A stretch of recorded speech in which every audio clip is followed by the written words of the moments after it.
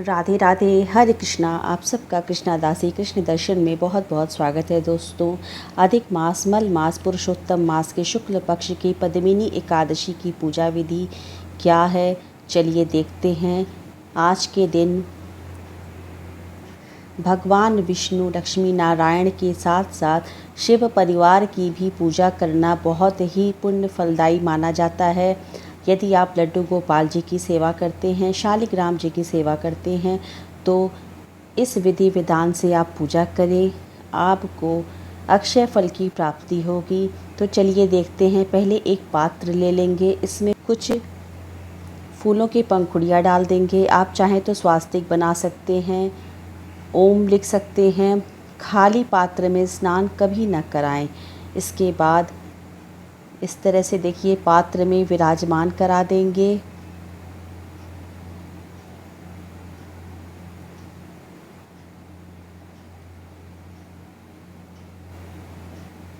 पहले शुद्ध जल से स्नान कराएंगे, गंगा जल से स्नान कराएंगे। गंगा जल से स्नान कराने से मोक्ष की प्राप्ति होती है। पंचामृत स्नान अवश्य कराएंगे। इसमें तुलसी का पत्ता, लक्ष्मी नारायण भगवान विष्णु को जब हम स्नान कराएंगे तो तुलसी दल अवश्य डालेंगे, और वहीं जब शिव परिवार को स्नान कराएंगे तो उसमें तुलसी का पत्ता नहीं डालेंगे। इसके बाद अच्छे से विग्रह को पोंछ लेंगे। इससे क्या होता है कि बहुत ही सुंदर सी चमक, सोने जैसी मूर्ति पूरी चमकने लगती है। देखिए अच्छे से मूर्ति को पोंछ लेंगे, कहीं पर भी मूर्ति में नमी ना रह जाए। अधिक मास, पुरुषोत्तम मास, मल मास में लक्ष्मी नारायण भगवान विष्णु की पूजा, शिव परिवार की पूजा करना विधि विधान से बहुत ही पुण्य फलदायी माना जाता है। अब हम ठाकुर जी की स्नान करा लेंगे और मंत्रों का जाप करते रहेंगे। ओम नमो भगवते वासुदेवाय नमः। श्री कृष्ण गोविंद हरे मुरारी, हे नाथ नारायण वासुदेवा। पंचामृत से स्नान कराएंगे। ठाकुर जी को पंचामृत स्नान बेहद प्रिय होता है, इसलिए पंचामृत स्नान जरूर कराना चाहिए। और पंचामृत से स्नान कराने से जीवन की सारी सुख सुविधाओं की प्राप्ति भी होती है। अच्छे से स्नान कराने के बाद शुद्ध जल से स्नान करा देंगे। उसके बाद अच्छे से साफ तौलिए से पोंछ लेंगे, मूर्ति में कहीं भी नमी ना रह जाए। इससे बहुत ही सुंदर सोने जैसी चमक बरकरार रहती है और पोंछने से मूर्ति खराब नहीं होती है।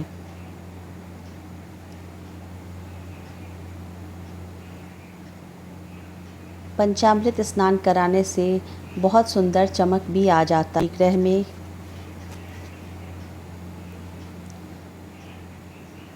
एकादशी, पूर्णिमा, कोई भी खास पर्व हो तो ज़रूर पंचामृत का स्नान कराना चाहिए। अब हम इसके बाद साफ पात्र ले लेंगे, इसमें कुछ फूलों की पंखुड़ियाँ इस तरह से रखेंगे और अब इसके बाद शिव परिवार की पूजा करेंगे।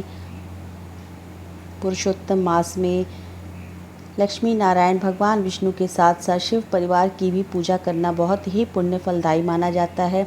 शिव परिवार की पूजा करेंगे। यहाँ पे शिव जी की पूजा में तुलसी दल भूल कर भी शामिल नहीं करना चाहिए। पंचामृत से स्नान कराते हुए नमः शिवाय का जाप करते रहेंगे। देखिए इस तरह से पंचामृत से स्नान कराएंगे पूरी शिव परिवार को। शिव परिवार की पूजा करने से पारिवारिक जीवन सुखमय रहता है, दाम्पत्य जीवन सुखमय रहता है और परिवार में कलह नहीं होता है। देखिए स्नान के बाद वस्त्र धारण करा देंगे। अच्छे से लड्डू गोपाल जी का श्रृंगार कर देंगे। पुरुषोत्तम मास की पद्मिनी एकादशी है। ठाकुर जी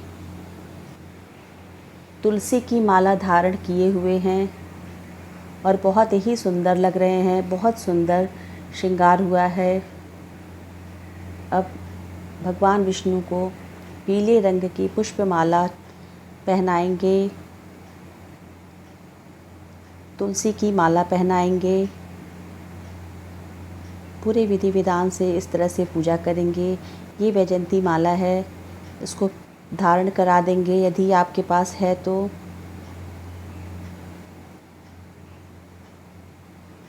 भगवान लक्ष्मी नारायण विष्णु को भी हम तुलसी की माला धारण कराएंगे। इस तरह से तुलसी दल से सेवा करने से समस्त मनोकामना पूरी होती है और लक्ष्मी प्राप्ति के रास्ते खुलते हैं।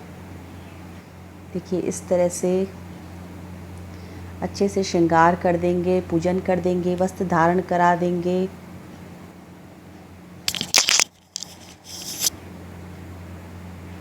अब शिव परिवार की भी पूजा करेंगे। देखिए पीले रंग की माला पहना देंगे। भगवान शिव को अगर आपको मिल जाए तो मंदार पुष्प चढ़ा दें, रुद्राक्ष की माला धारण करा दें।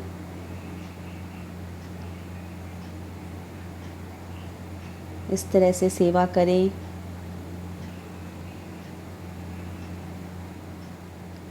भाव से, प्रेम से, सरल भाव से आज के दिन कमल का पुष्प चढ़ाने से समस्त कामनाओं की पूर्ति होती है।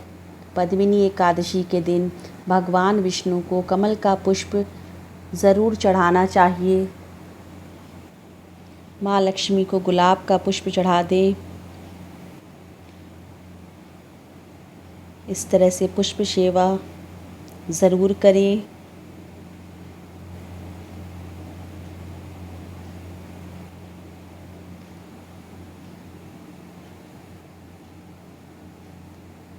अधिक मास में भगवान विष्णु के साथ साथ शिव परिवार की भी पूजा करने से बहुत ही शुभ फल प्राप्त होता है। अच्छे से स्नान करा लें, वस्त्र धारण करा लें, चंदन सेवा करें, इत्र सेवा करें।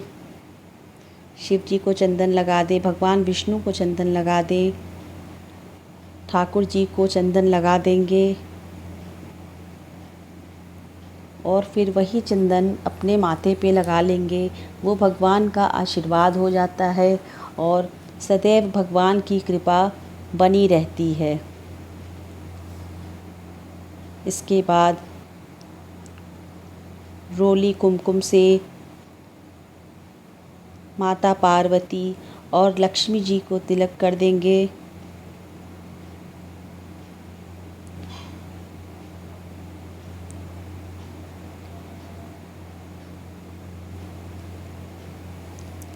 इससे सर्व कामना शीघ्र पूरी होती है। इस तरह से देखिए सेवा करेंगे, अच्छे से पूजन करेंगे, इत्र सेवा ज़रूर करेंगे। इत्र सेवा करने से क्या होता है, हमारे शुक्र ग्रह मजबूत होते हैं और जब शुक्र ग्रह मजबूत होते हैं तो सांसारिक सुख सुविधाएं हमें आसानी से सुलभता से प्राप्त हो जाती हैं। अब हम भोग लगा देंगे। लड्डू गोपाल जी हमारे बाल स्वरूप हैं, इन्हें दूध का भोग ज़रूर लगाना चाहिए। आज एकादशी है तो 5 तरह के फल का भोग अवश्य लगाना चाहिए।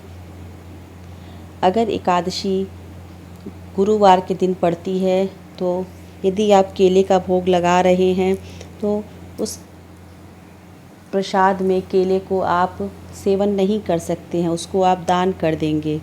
एकादशी के दिन केला नहीं खाना चाहिए क्योंकि केले के पौधे की पूजा होती है। अब धूप दीप दिखा के आरती करेंगे।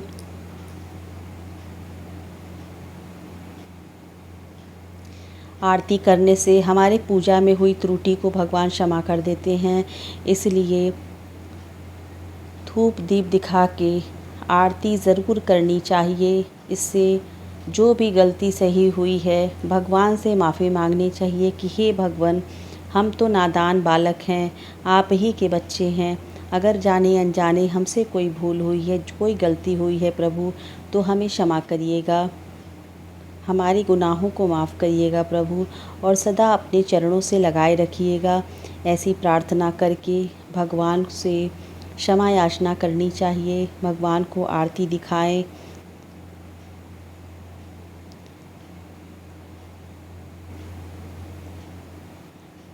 इस इसके बाद पद्मिनी एकादशी का पाठ ज़रूर करना चाहिए। पाठ करने से या सुनने से समस्त कामनाओं की प्राप्ति होती है।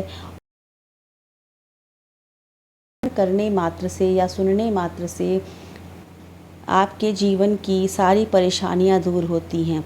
एकादशी व्रत ऐसा होता है कि जीवन की हर कामनाओं की पूर्ति के लिए एकादशी व्रत को माना जाता है कि जब तक ज़िंदगी रहती है तब तक हर कामनाओं की पूर्ति भी होती है और इस लोक में सुख भोग कर अंत में परलोक में बैकुंठ धाम की प्राप्ति भी कराता है।